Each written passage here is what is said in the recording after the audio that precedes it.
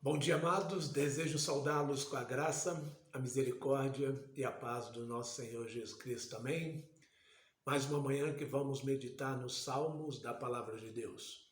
E hoje vamos meditar no Salmo 135, o louvor a Deus.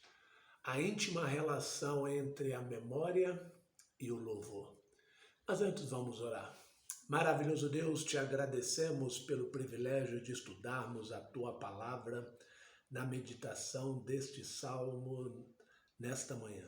Dar-nos compreensão e entendimento daquilo que o Senhor tem a nos ensinar. É o que oramos no nome do Senhor Jesus Cristo, hoje e para todo sempre. Amém. Conta-se que um nobre almirante da Marinha Britânica esteve em visita no Canadá, em Toronto. E antes dele ir, ele pediu uma lista contendo o nome de todos os garçons, motoristas e outras pessoas que iriam servi-lo durante a sua estadia naquele país. A lista deveria mencionar os feitos de cada um deles. Apesar de parecer algo exagerado e difícil de fazer em tão pouco tempo, um dos seus assistentes se empenhou e reuniu toda a informação solicitada e entregou ao almirante. O almirante, então, memorizou todas as informações adquiridas daqueles nomes e nos próximos dias, até o final da sua estadia, ele chamou pelo nome todos os que o serviam e conversou com cada um deles com muita facilidade sobre suas experiências de vida. É muito interessante, amados, a gente perceber como a memória é importante para tratar alguém com devido respeito e honra que seu caráter e seus feitos merecem.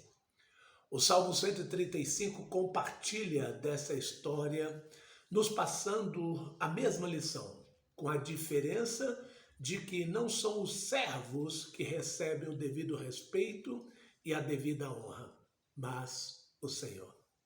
O Salmo 135 trata-se de um salmo provavelmente composto para uma das grandes festas judaicas no templo, uma vez que o salmista clama os adoradores que estavam no templo, na casa do nosso Deus, como diz aí o verso 2, que nós vamos ver à frente.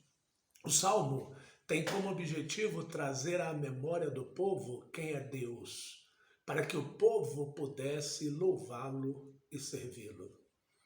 O que você canta e o que você clama, o povo de Deus deve ter em seus lábios o próprio Deus, a palavra de Deus. Nesse texto, desejo destacar 5 atributos louváveis do Senhor que são oferecidas pelo salmista como razão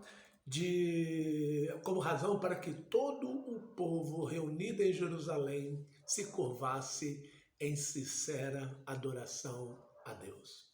O primeiro atributo que eu quero destacar de Deus é que o Salmo enfatiza a bondade de Deus, verso de 1 a 4. Então, o primeiro atributo aqui que o texto enfatiza é a bondade de Deus. Aleluia! Louvai o nome do Senhor, louvai os servos do Senhor, vós que assistes na casa do Senhor, nos átrios da casa do nosso Deus. Louvai ao Senhor, porque o Senhor é bom. Cantai louvores ao seu nome, porque é agradável. Pois o Senhor escolheu para si a Jacó e a Israel para a sua possessão. A razão para o louvor, para o povo louvar o Senhor, é que o Senhor é bom. Apesar de parecer uma declaração mais ou menos genérica, o tom histórico do Salmo associa a bondade de Deus a tudo que ele já havia feito em favor de Israel. Esse Salmo é uma compilação, é um ajuntamento de alguns textos do Antigo Testamento Gênesis, Êxodo, né, Deuteronômio, a gente vai ver alguns textos aqui destacados ao longo desse salmo de louvor ao Senhor. Desse modo, a reação das pessoas era louvar, cantai louvores ao seu nome. E junto ao chamado para louvar a Deus, há um benefício. Como aí na sequência do versículo 3, ele diz, porque é agradável.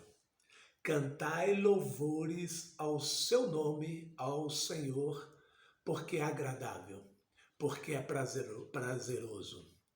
A bondade de Deus é tão grande que faz com que seu louvor seja bom e agradável aos seus adoradores, em contradição com a adoração dos falsos deuses daqueles dias que envolvia imoralidade, sofrimento e até sacrifícios humanos.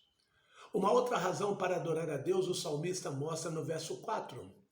Pois o Senhor escolheu para si a Jacó e a Israel para sua possessão. Israel foi escolhido por Deus. Deus fez uma aliança com Israel. Deus fez promessas a Israel. E essas coisas eram provas vivas da bondade de Deus a Israel. E isso tornava Deus mais digno de todo louvor. O segundo atributo que nós podemos destacar aí no Salmo, que enfatiza, né, que o Salmo enfatiza, podemos dizer, é o poder. Versos 5 e 7. Com efeito, eu sei que o Senhor é grande e que o nosso Deus está acima de todos os deuses. Tudo quanto aprouve ao Senhor, Ele o fez, nos céus e na terra, no mar e em todos os abismos. Faz subir as nuvens dos confins da terra, faz os relâmpagos para a chuva, faz sair o vento dos seus reservatórios. O salmista sustenta aqui uma convicção muito forte para com Deus. Ele não tinha dúvidas nenhuma em afirmar que Deus é maior que os deuses dos homens. Com isso, ele não estava afirmando a existência de outros deuses, mas que os conceitos a respeito dos falsos deuses estabelecidos pelos homens perdiam assustadoramente para o que Deus já havia provado poder fazer. O poder de Deus sobre esses homens, ou esses deuses estabelecidos pelos homens. Sempre que o Senhor planejou e desejou fazer algo, em qualquer lugar que fosse, ele simplesmente o fez, sem qualquer dificuldade ou impedimento. É o que o salmista diz aí no verso 6. Tudo quanto aprouve ao Senhor, ele o fez, nos céus e na terra, no mar e em todos os abismos. Isso nos faz lembrar do que Jó aprendeu na sua experiência marcante com Deus em Jó 42:2, que ele diz: bem sei que tudo podes, e nenhum dos seus planos pode ser frustrado.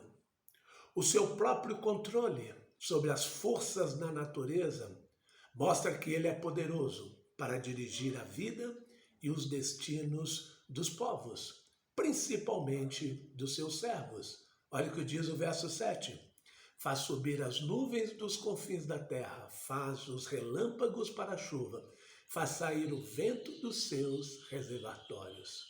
Por esta razão, que o povo deveria louvar a Deus pela grandeza do seu poder.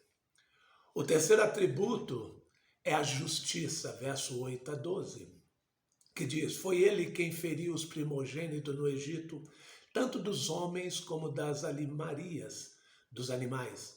Quem no meio de ti, ó Egito, operou sinais e prodígios contra Jacó e todos os seus servos? Quem feriu muitas nações e tirou a vida a poderosos reis? A Seom, rei dos amorreus, a Og, rei de Basã, e a todos os reinos de Canaã, cujas terras deu em herança a Israel, seu povo.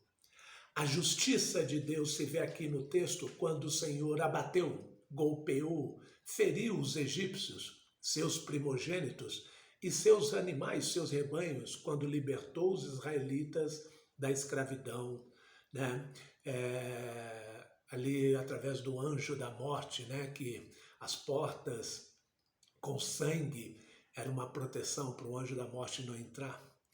Né? Fez-o por meio das 10 pragas e da destruição do poderio militar de Faraó no Mar Vermelho, o que diz aí o verso 9.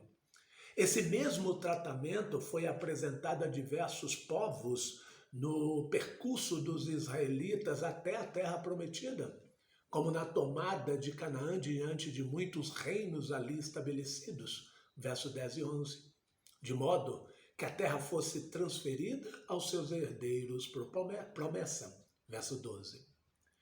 Pode-se parecer uma ação injusta, mas essa não foi, de tirar a terra de inocentes para dar ao povo favorecido. Pelo contrário, foi a justiça de Deus que entrou em ação para abençoar os seus e punir o pecado das perversas nações cananitas. Isso foi profetizado muito antes a Abraão, quando Deus lhe falou do cativeiro dos seus descendentes, mas que depois eles voltariam para sua terra, a terra da possessão, como diz Gênesis 15:16.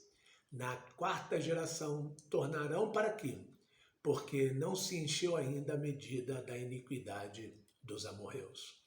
Por isso, a ação de golpear e ferir tais povos reflete a justiça punitiva do Deus justo e santo. O quarto atributo divino é a misericórdia, verso 13 e 14. O teu nome, Senhor, subsiste para sempre. A tua memória, Senhor, passará de geração em geração, pois o Senhor julga ao seu povo e se compadece dos seus servos. O salmista fala da enorme fama de Deus ao longo das eras. O Senhor, o teu nome, subsiste para sempre. E de que o povo tem motivos para contar permanentemente os feitos de Deus. Os pais contavam as coisas que o Senhor havia feito por Israel a seus filhos. Mas não somente contavam os feitos, mas também das falhas dos seus antepassados em não obedecerem às ordens divinas e como foram disciplinados por isso. Mesmo assim, ainda estavam ali para contar tais histórias, simplesmente porque Deus, ao efetuar seu julgamento, não se esqueceu de render ao povo de Israel suas misericórdias. O verso 14b diz: entretanto, ele se compadece dos seus servos. A conduta indigna dos servos não impede a bondade de Deus, quando ele usa de misericórdia, mesmo quando Israel cometeu loucuras e foi punido. O juízo não foi para a destruição do povo, porque entrou em ação a misericórdia divina. É o Senhor não nos dando o que nós merecemos. O profeta Jeremias afirmou: as misericórdias do Senhor são a causa de não sermos consumidos, porque as misericórdias não têm fim. O último atributo do Senhor apontado no texto é a vida. Verso 15 a 18. Os ídolos das nações são prata e ouro, obra das mãos dos homens. Têm boca e não falam, têm olhos e não veem, têm ouvidos e não ouvem, pois não há alento de vida em sua boca. Como eles se tornam os que os fazem, e todos os que neles confiam. Hoje em dia, muita gente incrédula pensa que Deus não passa de um mero conceito ou de um mito criado para dar segurança e esperança no sofrimento. Contudo, Deus é existente e pessoal, um ser verdadeiramente vivo. O salmista, dizendo essas palavras aqui, ele está querendo contrapor o que faz o Senhor em relação aos falsos deuses dos seus dias, que são obras das mãos dos homens, como diz aí o verso 15. O alvo era apresentar a falsidade dos ídolos, os quais, verso 16 e 17 dizem: tem boca, mas não falam, tem olhos, mas não enxergam, tem ouvidos, mas não escutam, pois não há respiração em suas bocas. Dizer que eles não respiram é equivalente a dizer que eles não têm vida. A insensatez de crer em coisas mortas ou objetos mortos, como se fossem deuses, invade a vida dos incrédulos de tal maneira a ponto de torná-los insensatos, como insensato é também a fé deles. É o que diz o verso 18.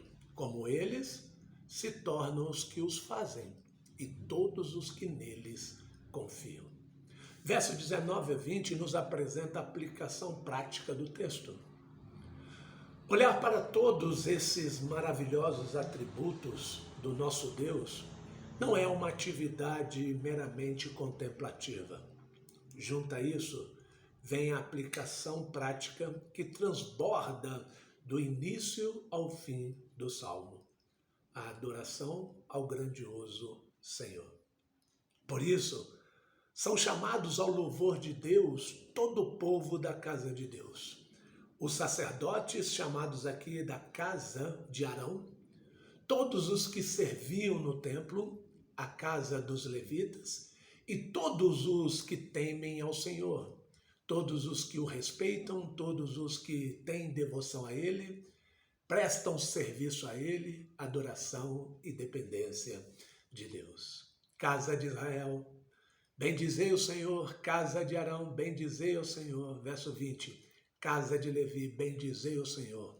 Vós que temei ao Senhor, bendizei ao Senhor. O Salmo termina com uma aplicação bem sensível ao ajuntamento israelita no templo para adorar.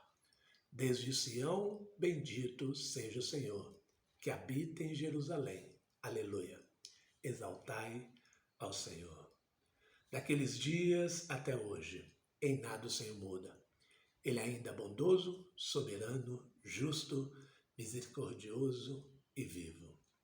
E seus servos, apesar de não terem mais um templo, um código legal a seguir e sacrifícios de animais a prestar, ainda são chamados a louvar o Senhor com tremenda admiração e devoção. Para nós, o templo é o corpo de Cristo, a igreja de acordo com Efésios 4:12. O código legal é a lei da liberdade que nos afasta do mundo e nos faz viver para Deus, a lei perfeita, a palavra de Deus, como diz Tiago 1:25. E o sacrifício é a nossa própria vida transformada e oferecida para o louvor do nosso Redentor, como diz Romanos 12:1 e 2. Amados, recordando quem Deus é, que não apenas nossa boca, mas também toda a nossa vida grite, aleluia. Bendito seja o Senhor. Exaltai o Senhor. Vamos orar. Maravilhoso Deus, obrigado pelos ensinamentos que o Senhor nos apresentou aqui neste salmo. Conforme aprendemos aqui, o Senhor é o mesmo Deus ontem e hoje. Em nada o Senhor mudou. O Senhor é bondoso, soberano, justo, misericordioso e vivo. Que louvemos e bendizemos o teu nome em cada aspecto da nossa vida, em cada circunstância da nossa vida. Esta é a nossa oração em nome do Senhor Jesus, hoje e para todos sempre. Amém. Que Deus abençoe vocês e tenham uma excelente quarta-feira do Senhor.